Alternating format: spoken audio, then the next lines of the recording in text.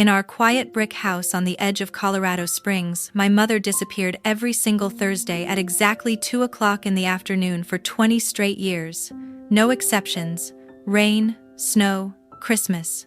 None of it mattered. She would smooth her coat, kiss my forehead, and say the exact same words every time. "Just taking care of some banking for our future, Claire. Nothing for you to worry about. My name is Claire Hartman. I am 38 years old now, and I have been divorced for 5 years." And I believed her. Why would I not? Mom was the one who held our whole life together after Dad died of cancer 13 years earlier. Those Thursday disappearances became untouchable. She would be gone for 3 hours, sometimes 4, then come home looking drained to the bone, but always wearing that calm little smile.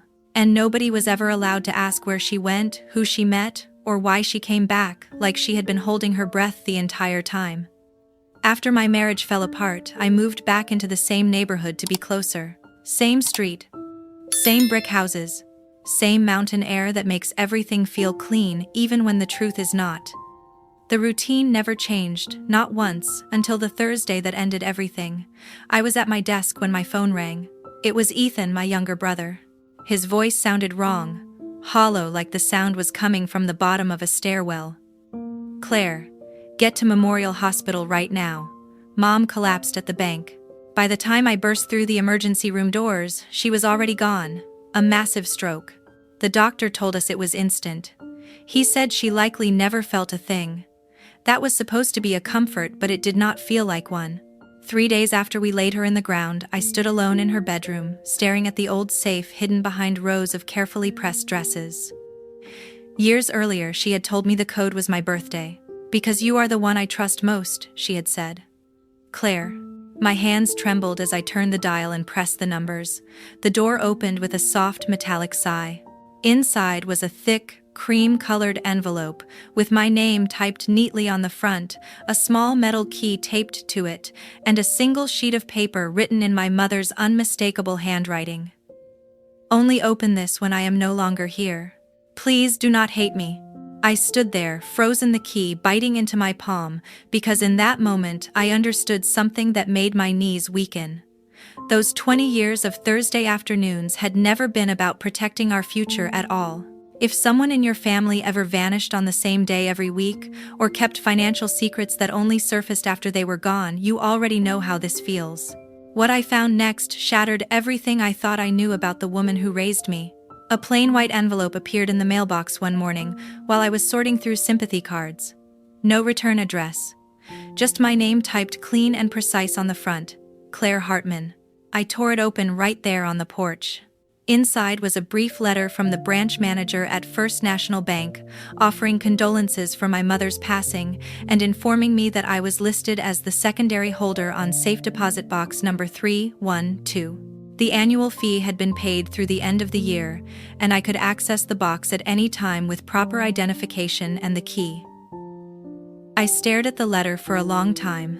My mother had never once mentioned a safe deposit box, not in all those years. But the small metal key from the envelope in her bedroom suddenly made sense in a way that left my chest tight and my mouth dry. I called the bank immediately. The woman on the line confirmed everything, calm voice, routine questions. Then she asked when I would like to come in. "Tomorrow morning," I said. That night I barely slept. The house felt unnaturally quiet without my mother's television murmuring from the living room. No familiar footsteps. No soft sounds of her moving through the space she had ruled for decades. I lay awake replaying her Thursday routine again and again, trying to stitch it together with this mysterious box, knowing deep down that whatever waited inside was going to change everything. By morning I was dressed in jeans and a plain sweater. Nothing stylish, just clothes that felt like armor. The North Valley Bank branch sat on the corner of Nevada Avenue about 15 minutes from the house. I parked, took a long breath, and walked inside. The lobby smelled like polished wood and fresh coffee. A manager named Mr. Harland met me at the door, offered his condolences once more, and led me downstairs to the vault. The walls were lined with rows of metal doors, each stamped with a number. He slid the bank key into box 312. I inserted the small key from my mother's envelope. The drawer came free with a soft metallic scrape. Mr. Harland left me alone in the viewing room. I carried the box to the table and lifted the lid. My stomach dropped. The box was packed tight with folders. I pulled out the first one. The label read Home Equity. Inside were loan documents. 3 separate home equity lines of credit taken out against the house over the past 12 years. Each one refinancing the previous loan to pull out more cash. The signatures were all my mother's, neat and familiar. The amounts made my hands tremble. Together, the loans totaled nearly $400,000 in value, far more than the house could possibly be worth now. The next folder was worse. Stock brokerage statements stretching back years, all in my mother's name. Pages and pages of purchases in companies I had never heard of, followed by sharp declines, margin calls, and forced liquidation notices. The final balance showed less than $2,000 remaining after everything had been sold to cover the losses. I kept turning pages. Recent credit reports showed inquiries I did not recognize. A folder marked investments held printouts of high-risk ventures, early-stage tech startups, penny stocks, even digital currency wallets that had completely collapsed. My mother had been chasing bigger and bigger returns, gambling on anything that promised a way out, probably trying to cover the growing debt left behind by my father's old financial mistakes, and every choice she made only pulled her deeper under. But every move she made only dragged her deeper under. There was no joint account information, no retirement savings summary, nothing that resembled the stable future she always talked about.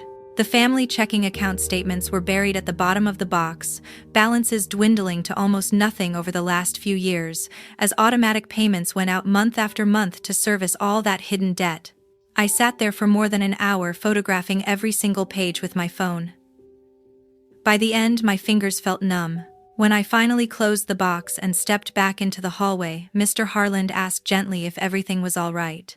I nodded and thanked him, though my throat felt tight. The drive home passed in a blur. Ethan and Lily were already at the house when I pulled into the driveway. They had started sorting through Mom's clothes and papers, talking about turning her bedroom into a guest room so the house could still feel like home. Cardboard boxes lined the hallway. I set my bag down and spread the printed photos across the kitchen table. The same table where we had eaten thousands of meals together. "We need to talk," I said quietly.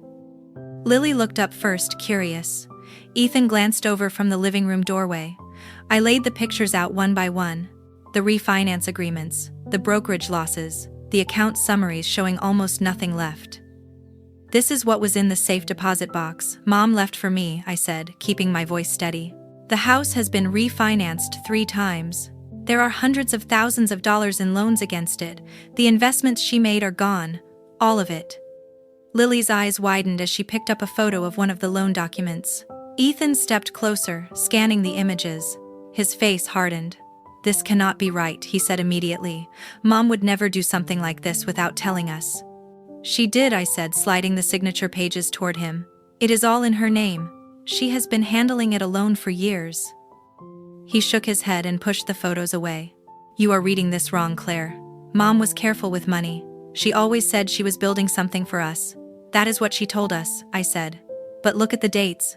This started right after Dad died and it never stopped growing." Lily stayed silent, staring down at the table. Ethan crossed his arms. "You have always been different, Claire. You moved away. You got married. You barely came around when Mom needed help. Maybe she had to work harder because you were not here like the rest of us." The words hit like a slap. "This is not about whether I was here or not," I said. "This is about the house possibly going into foreclosure if these loans are not paid." Ethan's voice rose. "You are jealous because Mom trusted Lily and me more with the day-to-day things. Now she is gone and you show up with these papers trying to tear her down. Is that it? You want to prove she was not perfect?"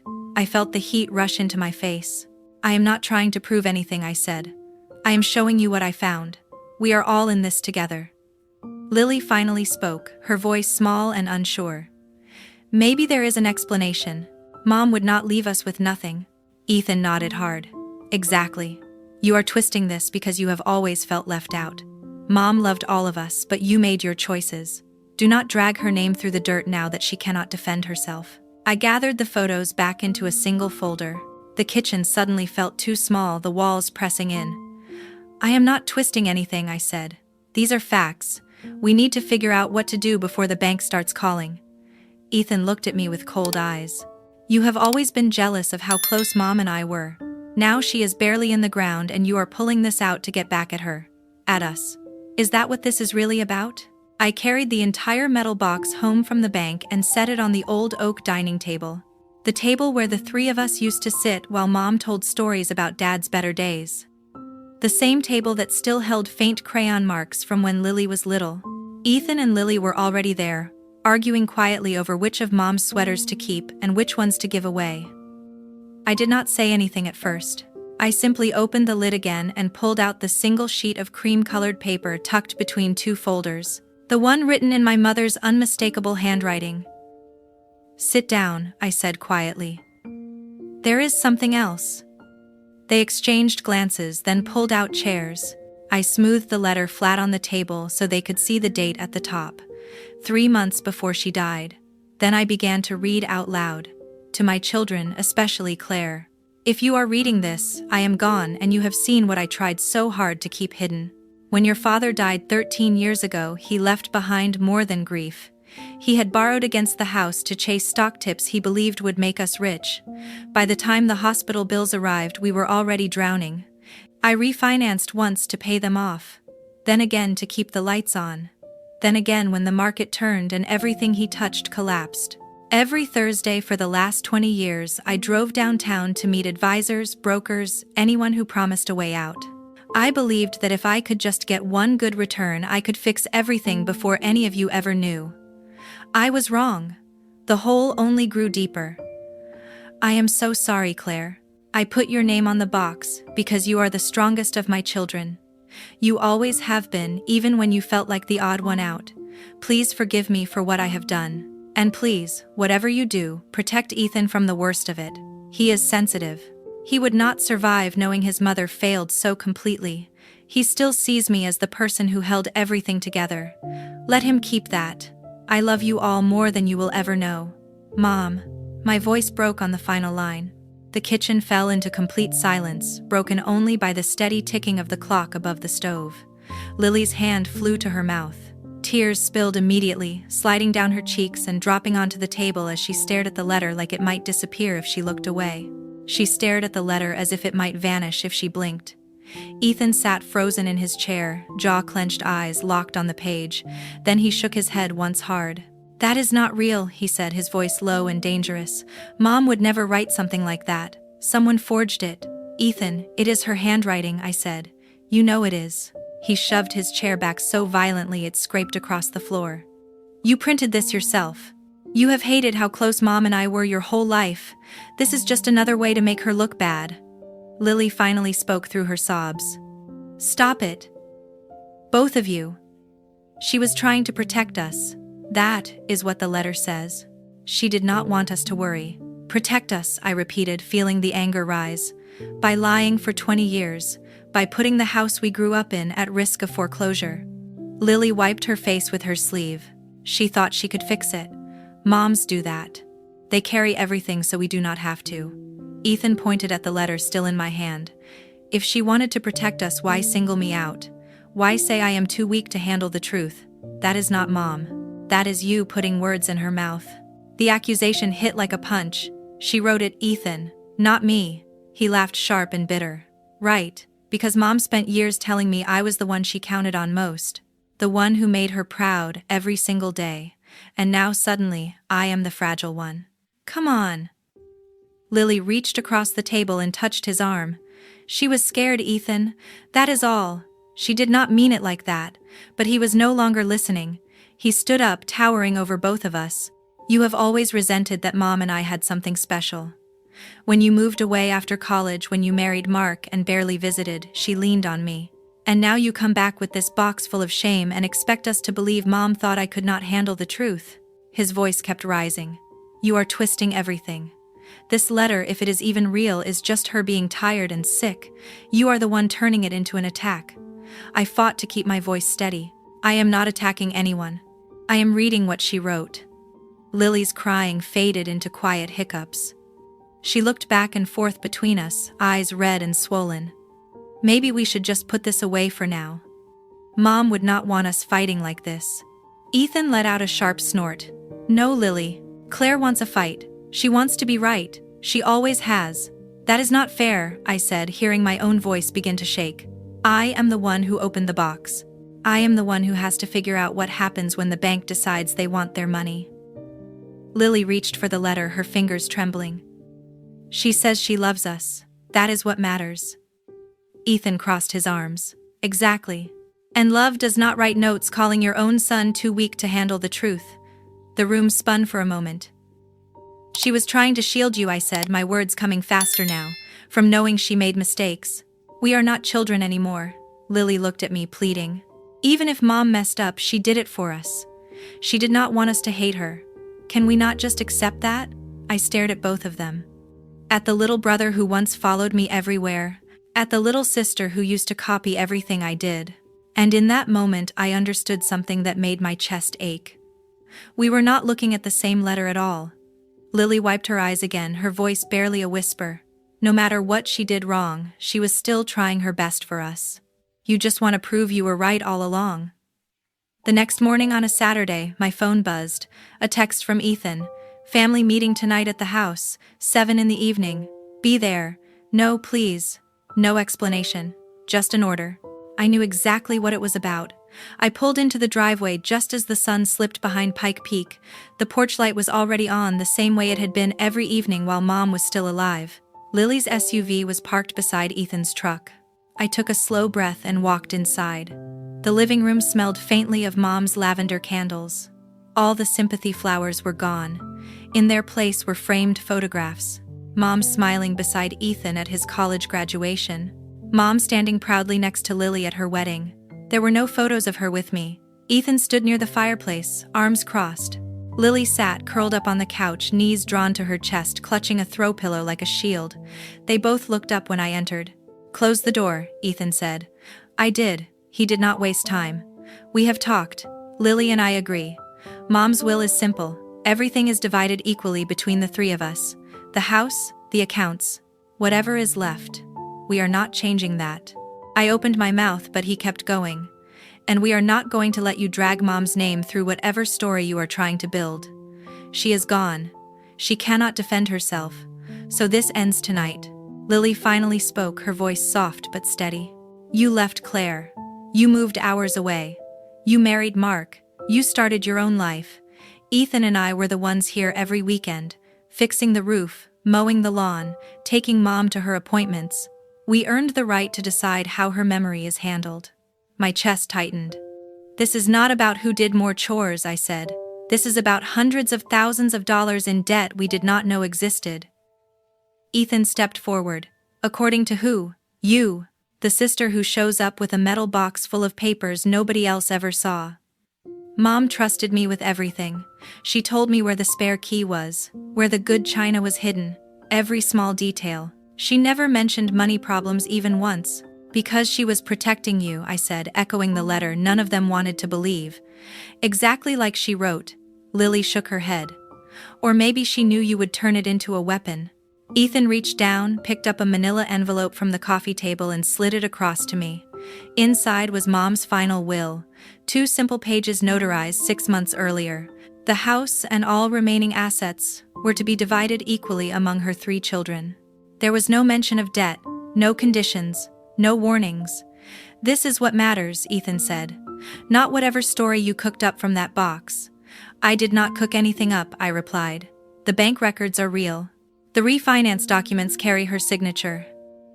You can hate me all you want, but pretending this does not exist will not make it disappear. Lily's eyes filled again. You always had to be the loud one, she said quietly. The one who questioned everything. Mom used to say you made things harder than they needed to be. The words hurt more than I expected. I am trying to keep us from losing the house, I said. Ethan laughed short and cold. The house you barely visited for the last decade. Spare us the hero act. I looked around the room. At the couch where Mom used to fall asleep watching her favorite game show.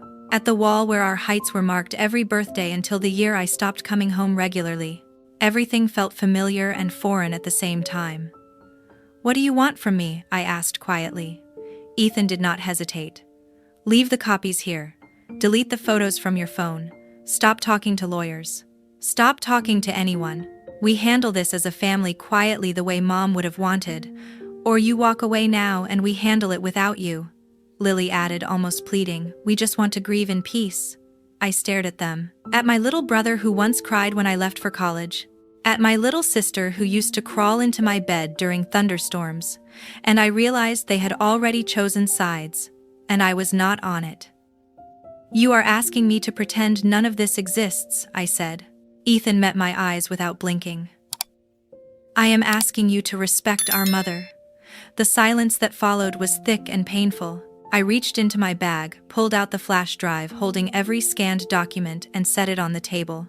Then I took out my phone, opened the photo gallery in front of them and began deleting the albums one by one. The soft clicks sounded louder than gunfire. There, I said. Lily let out a breath she had been holding. She looked relieved. Ethan did not. That is a start, he said. Now go home, Claire, and do not come back until you are ready to act like part of this family again. I walked down the hallway and picked up the small box I had brought with me. A few childhood books. A single framed photo of the four of us at Garden of the Gods taken when I was 16. Nothing else in the house felt like it belonged to me anymore. At the door I turned back. If the bank calls, you do not say I did not warn you. Ethan stood, walked over and opened the door himself. Cold night air rushed in. If you keep speaking ill of Mom, he said, his voice low and hard, then do not ever set foot in this house again. We do not need a sister like you. The door closed behind me with a final quiet click. I stood on the porch for a long time, my keys digging into my palm before I walked to my car and drove away into the dark. I found Laura Bennett's office on Tejon Street. A narrow brick building wedged between a coffee shop and an art gallery in downtown Colorado Springs. Her website said she specialized in estate disputes and identity theft recovery. I booked the first available appointment and walked in carrying the metal box as if it weighed 1,000 pounds. Laura was younger than I expected, early 40s, maybe with sharp eyes behind rimless glasses.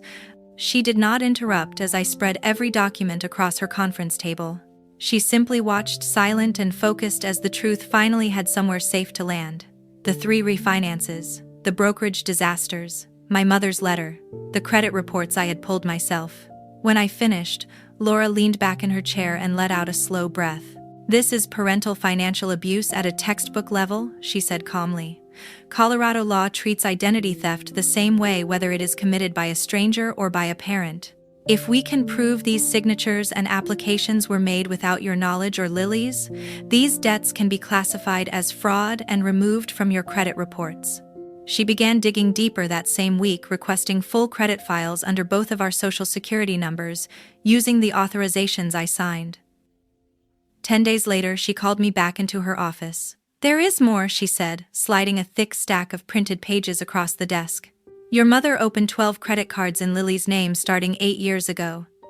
The total exposure came to $48,700. Some were store cards, some were standard Visa and MasterCard accounts. Minimum payments had been made automatically from the joint checking account until it was completely drained. Collection agencies had already started calling Lily's phone. I stared at the list. Department stores, gas cards, even a jewelry account with a $10,000 balance, all in Lily's name, all tied to her social security number. None of it anything she had ever applied for or even mentioned. Laura continued. Under the Fair Credit Reporting Act and Colorado's identity theft statute, Lily can file an FTC affidavit and a police report to have these accounts removed. The same applies to the student loan refinance your mother took out in your name when you were 18. She paused, then looked directly at me. But someone has to initiate it. That evening, Lily showed up at my apartment without warning. She stood in the hallway, clutching her phone, her eyes red and swollen. The bank will not stop calling, she whispered. They say I owe $48,000. Claire, I have never even applied for half of these cards. What is this? I let her inside, sat her down on the couch and explained everything Laura had uncovered. For the first time since the funeral, Lily listened without defending Mom. She cried quietly as I showed her the statements page after page. I can help you file the fraud claims, I said. Laura already has the forms. We do it together. We get this removed from your credit, and we stop the collectors. She nodded and wiped her face. Okay. I will come to the office tomorrow." For the first time in weeks, I felt something close to relief. Then her phone buzzed. She glanced at the screen. Ethan's name. Without thinking, she answered on speaker. Lily told him everything in a shaky voice. I heard Ethan's response loud and clear. "She is lying to you, Lily. This is exactly what she wants.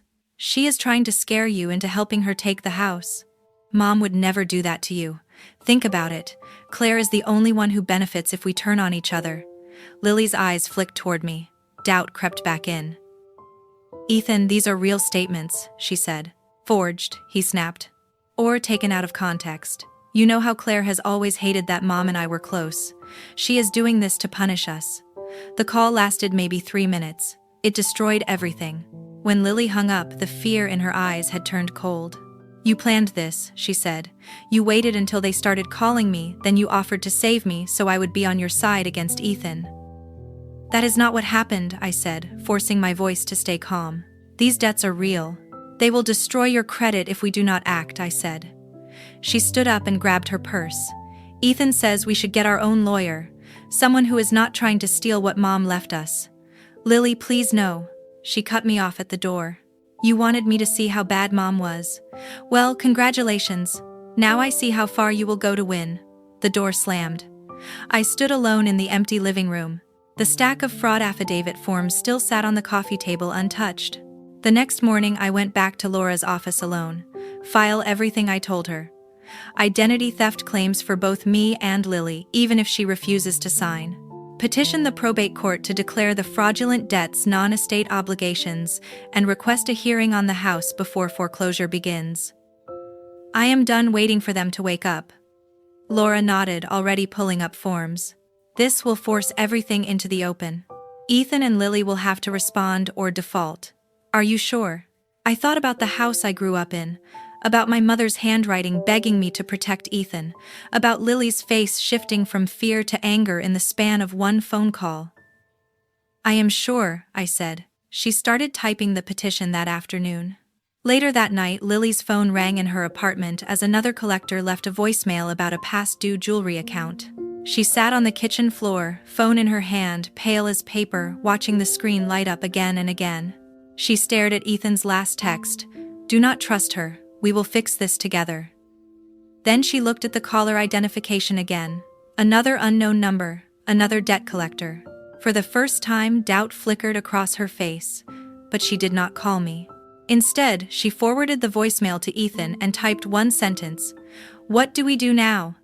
The El Paso County Combined Courts building sits on East Kiowa Street, less than 10 minutes from my apartment. I arrived early, dressed in the only navy suit I still owned from my old corporate days. Laura met me in the lobby carrying a thick binder and a calm smile that did nothing to settle the storm in my stomach. Inside courtroom 3, the air smelled of old wood and tension. Ethan and Lily sat at the opposite table with their attorney, a gray-haired man in an expensive suit who leaned close and whispered to Ethan. They never looked at me once. The judge, the Honorable Margaret Chen, entered the courtroom and called the case. In the matter of the estate of Helen Hartman, probate number 2-4PR30214, Laura rose first. She presented a clear and methodical petition requesting that certain debts be declared fraudulent under Colorado Revised Statutes 61713 and excluded from estate liability. She also requested supervised administration due to conflicting claims regarding the residents. Opposing counsel responded immediately. He argued that all debts were legitimate marital and parental obligations, that Helen had simply managed the family finances privately, and that I was an estranged daughter, using the court to punish siblings who had remained close to the decedent. Then the witnesses were called. Ethan took the stand first. He wore the same dark suit from our mother's funeral, the tie perfectly knotted, as if precision could substitute for truth. Under oath, he painted a picture I barely recognized. Claire moved away right after college, he said evenly. She rarely visited. After her divorce 5 years ago, she became increasingly bitter. She is unstable. She lost multiple jobs. She isolated herself from the family. These accusations only began after Mom died, and she realized there might not be as much money as she hoped. He did not look at me when he spoke. She is trying to destroy our mother's reputation to gain control of the house. Laura's cross-examination was gentle but surgical. She placed the credit card applications on the screen. Accounts opened in Lily's name, all bearing our mother's handwriting. She followed with the student loan refinance taken out in my name when I was 18. Ethan dismissed them with a shrug. "Mistakes," he said.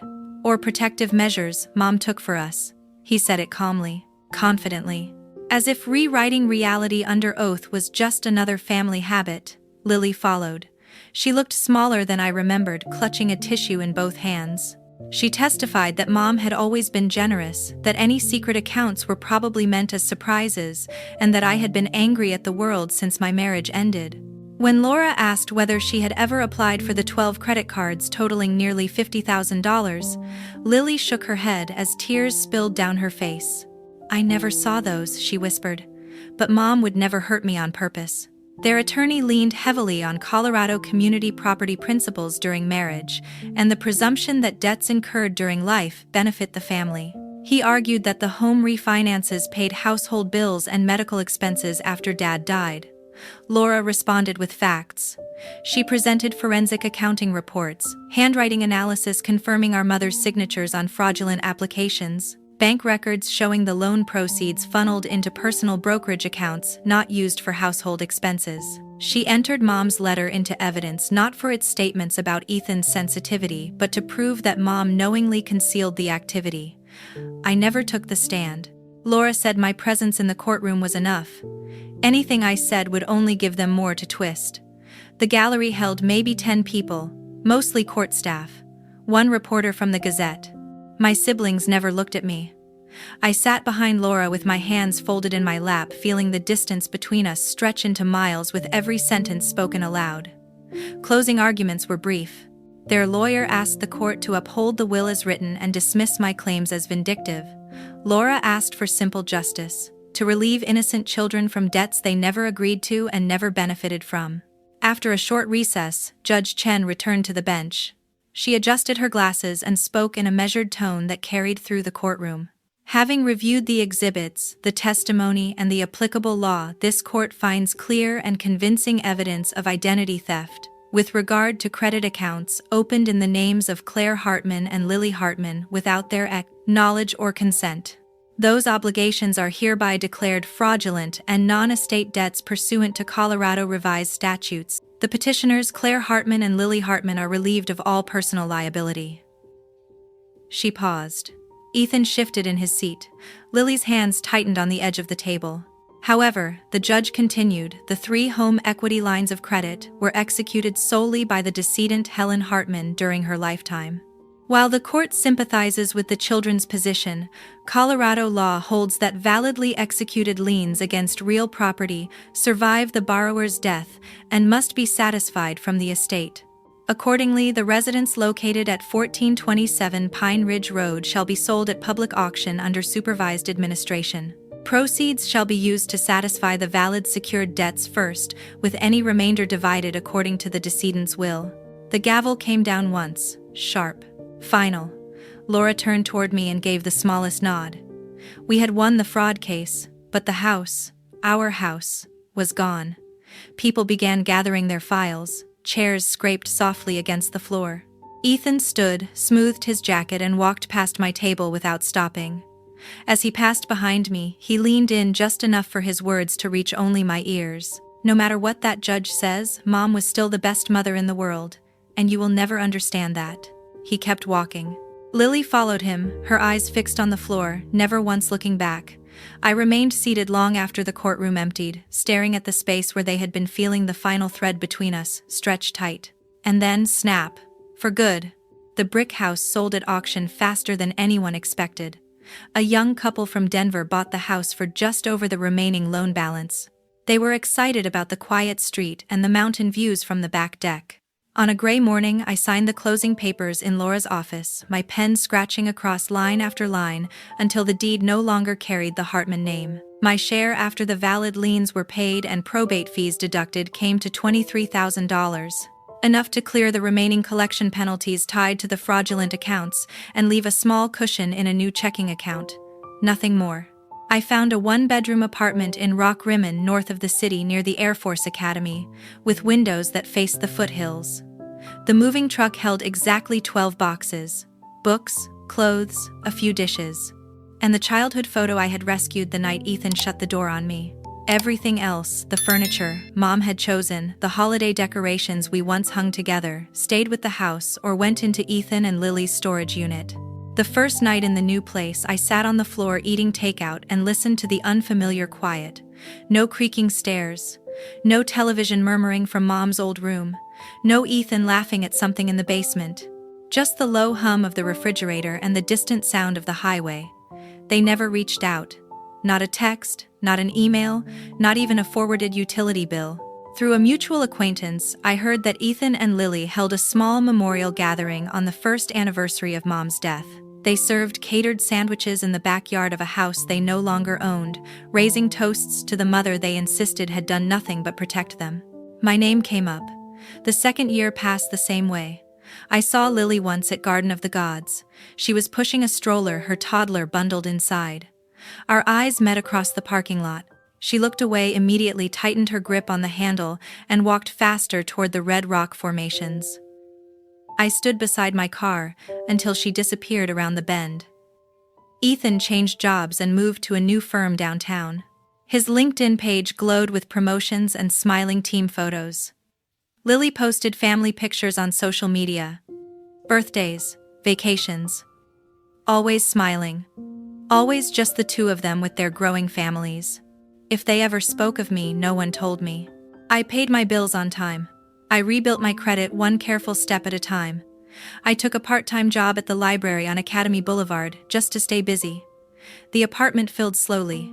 A second-hand couch. A small table. Plants on the windowsill that actually survived. I learned my neighbors' names. I joined a hiking group that met on Saturday mornings. I let the silence become something I chose instead of something forced on me. One afternoon, 3 years after the gavel fell, the mail carrier left a single envelope in my box. No return address. Just my name written in Lily's careful handwriting, the same script that used to leave notes on my bedroom door when we were kids. I carried it inside and opened it with a butter knife. A plain white card, one sentence in black ink. Do not ever contact us again. To us, you ceased to exist the day Mom died. Nothing else, no signature, no explanation. I set the card on the counter and stared at it for a long time. Then I opened a drawer, slipped it between utility bills and takeout menus, and closed the drawer. That night I cooked dinner for one. I poured a glass of wine and raised it toward the empty chair across the table. To final answers I said out loud. The years kept moving forward. Ethan and Lily built lives that looked perfect from the outside. I built one that was quiet, honest, and entirely mine. And not one of us ever looked back. 3 years after the gavel fell on a quiet Thursday afternoon, I found myself driving south on Nevada Avenue without planning to. The old bank branch appeared on my right, exactly where it had always been. I pulled into the parking lot, turned off the engine, and sat there for a moment, watching customers come and go through the glass doors. Something pulled me inside. The lobby looked smaller than I remembered. A young teller greeted me with a practiced smile. I told her I wanted to open a new savings account. High yield, individual ownership only. No joint holders, no beneficiaries, no authorized users. She walked me through the forms, asked for 2 forms of identification, and typed everything into the system. 10 minutes later, she slid a crisp folder across the counter. A new account number, a new debit card. I signed my name, Claire Hartman, in bold, steady letters. Not on the way out. Not as an ending. As a beginning.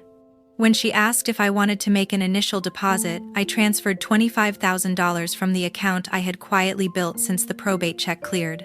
Money earned from the library job. From freelance editing work. From every overtime hour I could take. Money that belonged to no one but me. The teller handed me the receipt and asked if there was anything else she could help with today. That is all I said. Thank you. I stepped back into the late afternoon sun, feeling lighter than I had in years. On the drive north, I took the long way past the exit for Pine Ridge Road, where the brick house used to stand. A new family lived there now. I had seen their Christmas lights the December before. I did not slow down. At home, I poured a glass of water. No wine tonight. I stood at the window and watched the sun sink behind the front range. The apartment was small, but every inch of it was mine. Bookshelves I chose myself. Plants that thrived because no one else decided when they were watered. A calendar filled with plans that belonged only to me. I thought about the envelope that started everything. The key, the letter, the courtroom, the slammed doors, the single hateful card from Lily. I thought about my mother's Thursday disappearances and how they shaped an entire lifetime of secrets. And for the first time, none of it hurt. Cutting them out was not punishment, it was surgery. Clean, necessary, final. Blood does not always mean family, and love is not a contract that forces you to swallow poison forever. I set boundaries not because I stopped loving them, but because I finally started loving myself more. If you are hearing this, and you recognize the pattern, if someone in your life disappears every week to handle things, if accounts appear in your name that you never opened, pay attention. If telling the truth gets you labeled selfish or unstable, listen carefully. Trust documents, not the stories people tell to keep you quiet. Ask for statements. Pull your own credit report. Speak to a lawyer before you are the one left holding the wreckage. Family is supposed to protect you, not bankrupt you and then blame you for noticing. Some ties are chains disguised as love. Cutting them does not make you the villain. It makes you free. I finished the water, rinsed the glass, and set it in the drying rack. Outside, the Thursday sky turned deep orange over the mountains. I smiled, locked the door behind me, and stepped into the evening, no longer waiting for anyone to come home. Because the only future I am securing now is mine.